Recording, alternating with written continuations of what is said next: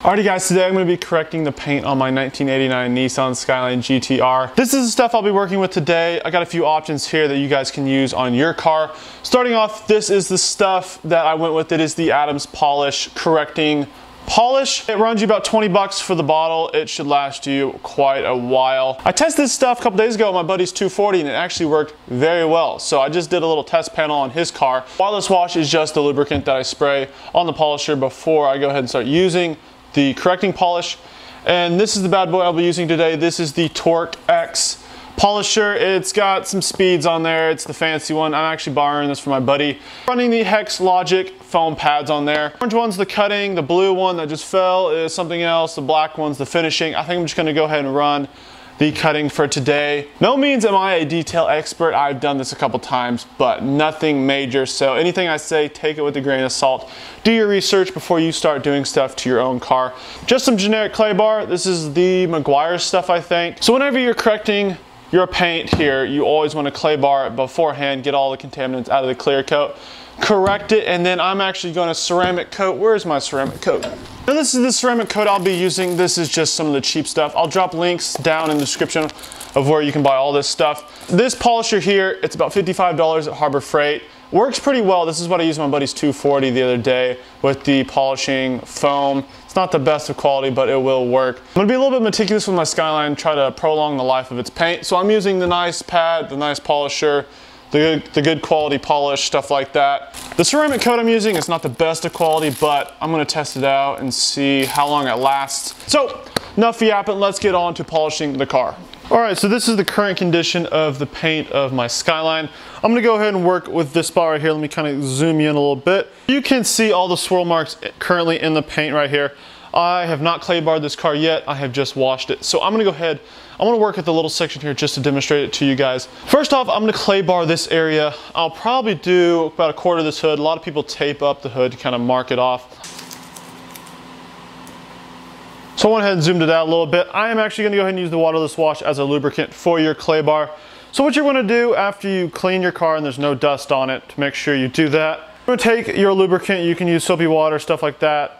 Like I said, this is all my opinion. It's how I do things. If you would do things differently, that is great. Take your lubricant, use a pretty generous amount on your area.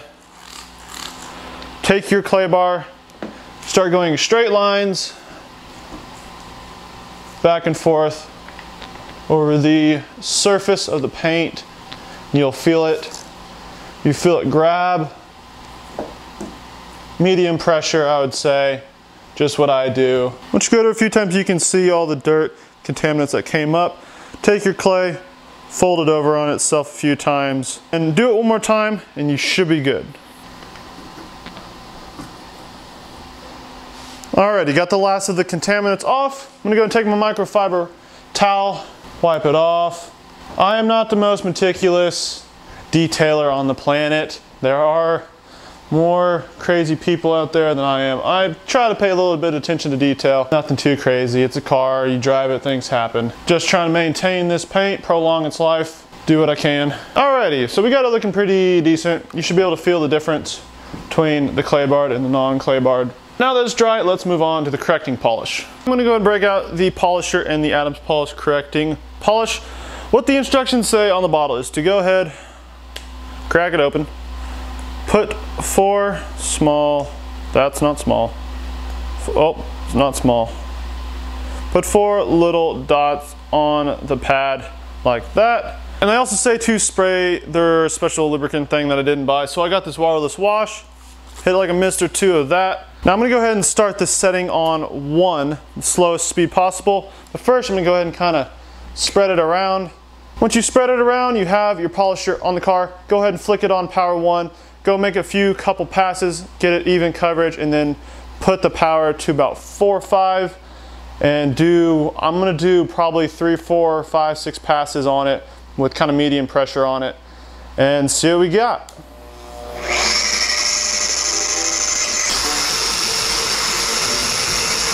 I believe that was about 4 passes.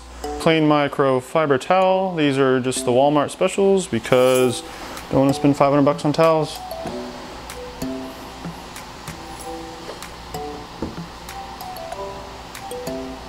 Shoot, dude, frick. That is nice. That came out really, really nice. Dang. Flip this tape. Ow. That looks good.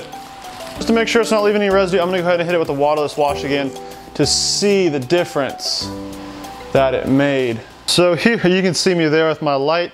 That is the Adams polish finish. This thing has been repainted a few times, so there are a few imperfections. You can see the reflection there, and I'm gonna move over. You can see all the swirls.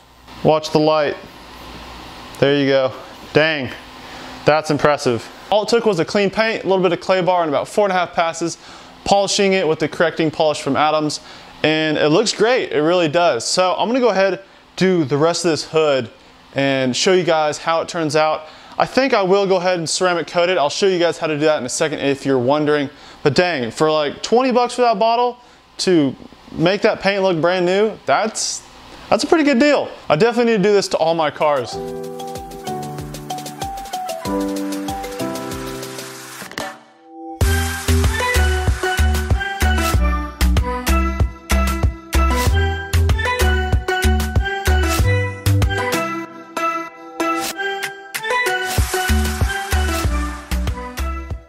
Also, I forgot to mention, if you are not going to ceramic coat your car, you can go ahead and use some spray wax or some paste wax.